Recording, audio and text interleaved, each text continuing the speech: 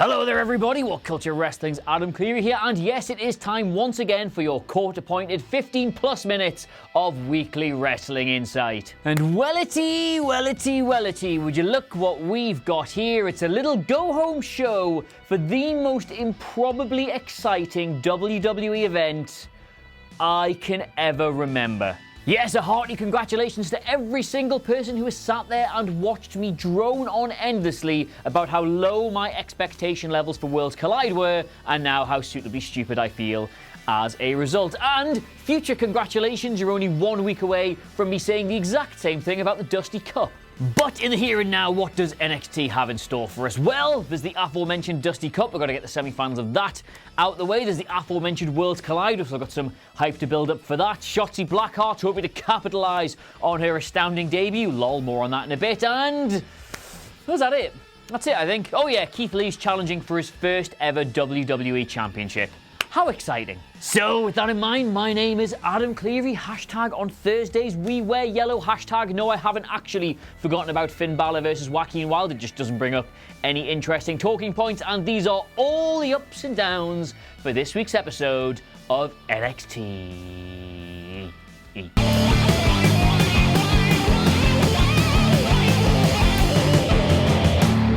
Just going to start with the intro because that's what intros are for, and they're just so good. They're always really good every single week. That Slipknot track, last week's recap, doesn't it just make NXT feel like the most important thing in the world for 2 hours? Like politics, nah. Brexit, nah. Coronavirus, suck my nut. We have got wrestling, and that's all that's going to matter for a little bit. Love them. Straight out of the gate, our first match of the evening was the Undisputed Era taking on the Grizzled Young Veterans in the semi-final of the Dusty Cup. Now, I have been effusive in my praise for how well NXT seem to have got the distraction finish down, and I'm very pleased to report that this sucked. The match didn't suck. The match was actually really, really good. Undisputed Era, Grizzled Young Veterans, two teams that know exactly what they're doing.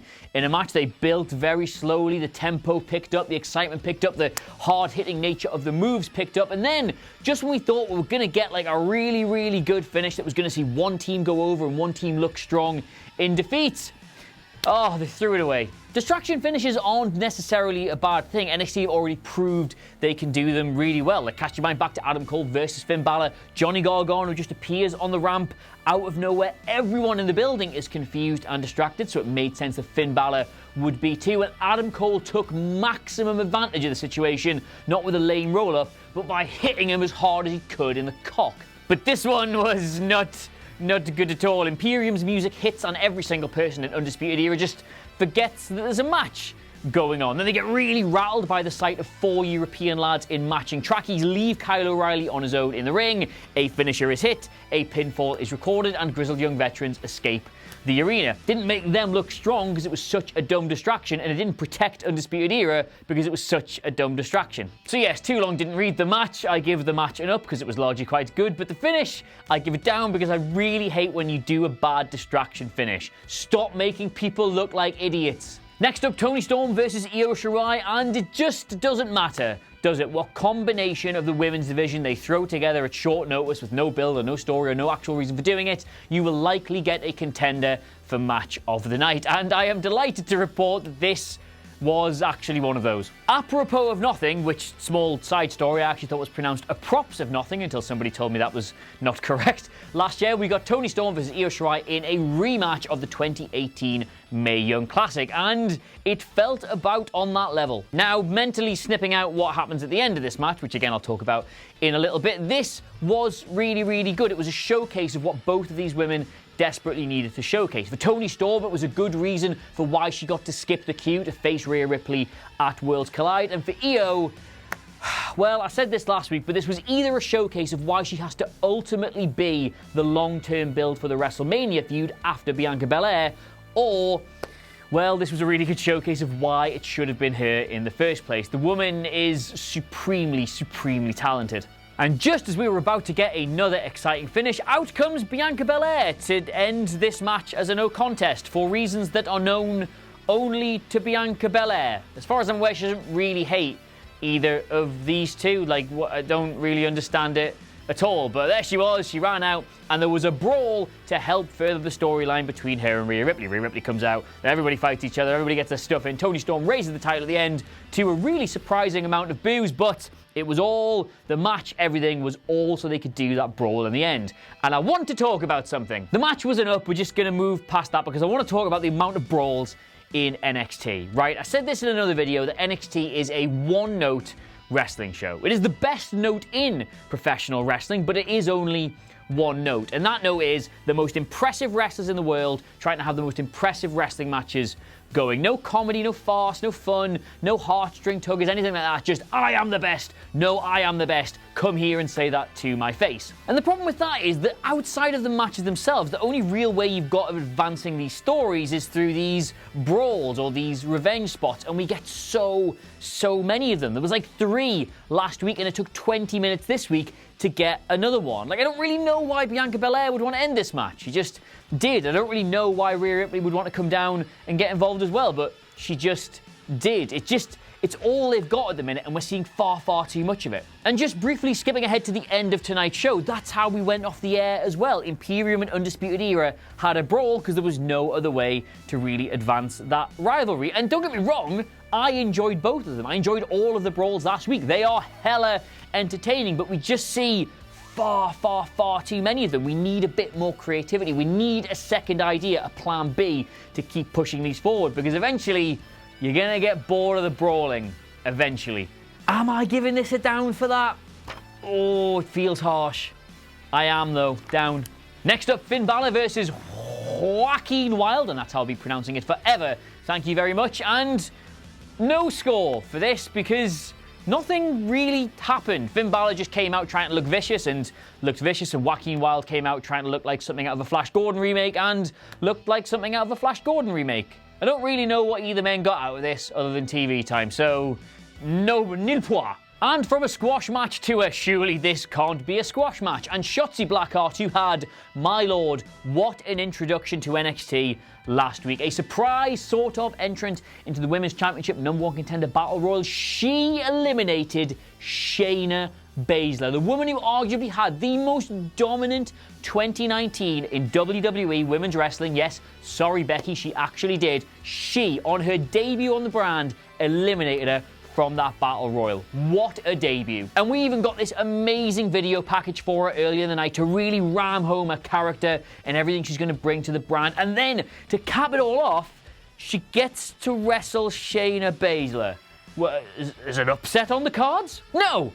Absolutely an upset was not on the card. She was valiant, she tried hard, she got her stuff in, but Shayna Baszler ultimately tapped her inside of a couple of minutes.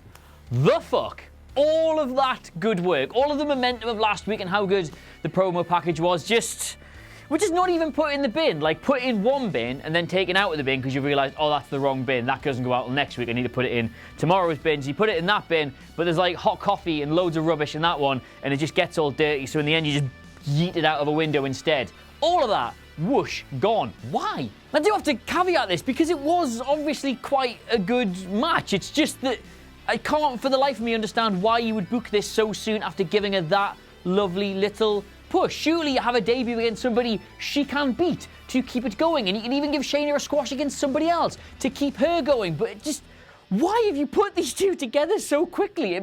Just why? Just a waste, a senseless waste, and also a down. Right, anyway, moving on. Next up was the second semi-final of the Dusty Rhodes Tag Team Classic, and it was Imperium versus the Broserweights, and I just have to hold my hands up here and make a confession. A few of you took the liberty of tweeting me overnight to say that Zack Gibson had stolen my joint manipulation joke during his promo, and thank you. I'm very flattered that you think I am that funny, but that wasn't my joke. Loads of people had said that. It was going around the office, it was going around Twitter, it was everywhere. That was not me. I'm getting flattered, but no, not me. I'm not that guy. And I know you're all sick to the back arse of me saying this right now, but there is no way in hell that the Dusty Rhodes Tag Team Classic should have been by any measurable metric any way good, and yet every single match, asterisk, has been a total banger. Every single team in it looks better for having been involved, and we are now building up to a really exciting final.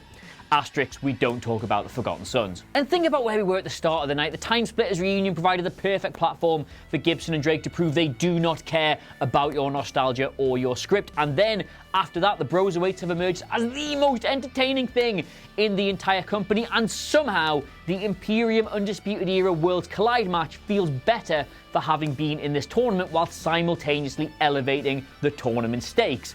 I cannot get around how they've done this. And as for this match, I mean, they did wonders to really put over Eichner and Bartel, very much the other two in Imperium as the equals of Dunn and Riddle. The match was, well, it was counter on top of counter on top of counter on top of ingenious spot, on top of brutality, on top of knees, on top of elbows, on top of bros. It was just...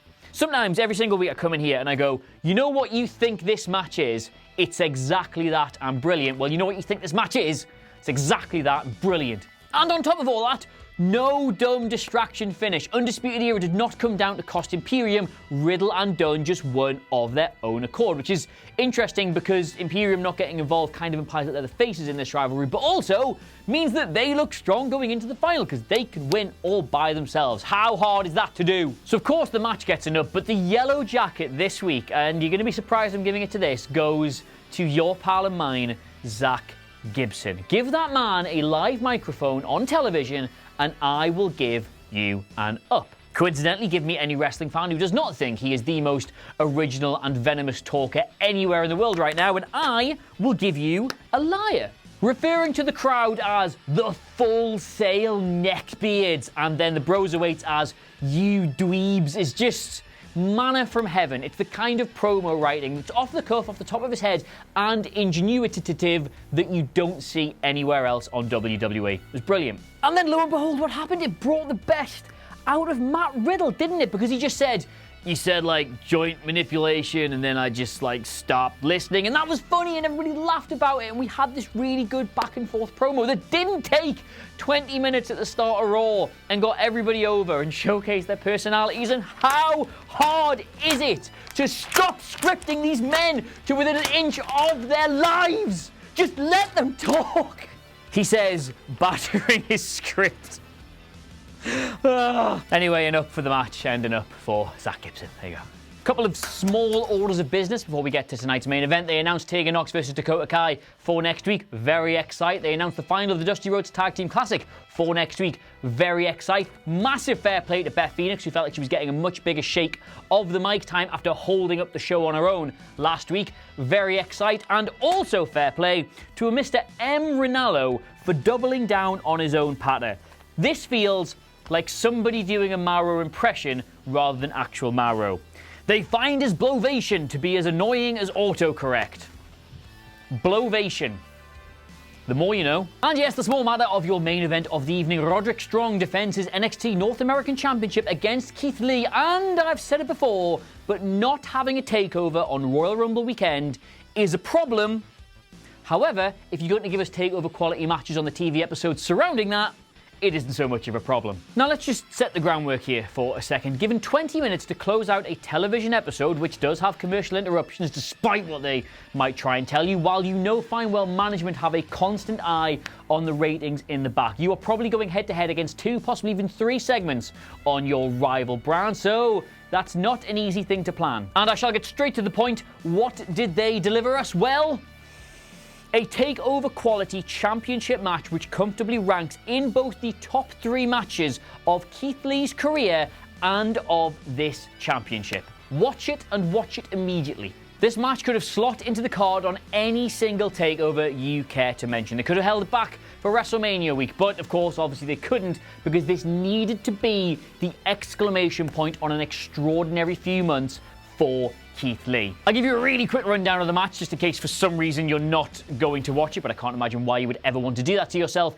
A slow building start, which sees Keith Lee exert his dominance as the stronger man before the playing field is leveled by manipulating an ankle injury, which he eventually overcomes, along with the desperation of Roderick Strong's pals to become the new North American champion. There are false finishes. They get you. Oh boy, do they get you a couple of times, but Keith Lee comes out the victor, his first title. And this needed to happen. And I know a lot of people would say it's the wrong championship and he should be inserted into the main event picture instead, but just, look, NXT, they've made their bed with this. They want that championship route to go through WrestleMania and involve Adam Cole, Finn Balor, Johnny Gargano, and Tommaso Ciampa. There might be a triple threat, there might be a fatal four-way, we don't know, but those are the main players they want in that picture. And Keith Lee now has a far better opportunity. He can now use that belt to elevate everybody else, because that mid-card in NXT is floundering all over the place. Everybody's directionless. That's why the Broserweights are so good, because it gave two really talented guys something to do when there was nothing else for them to do. But now that he's wrestled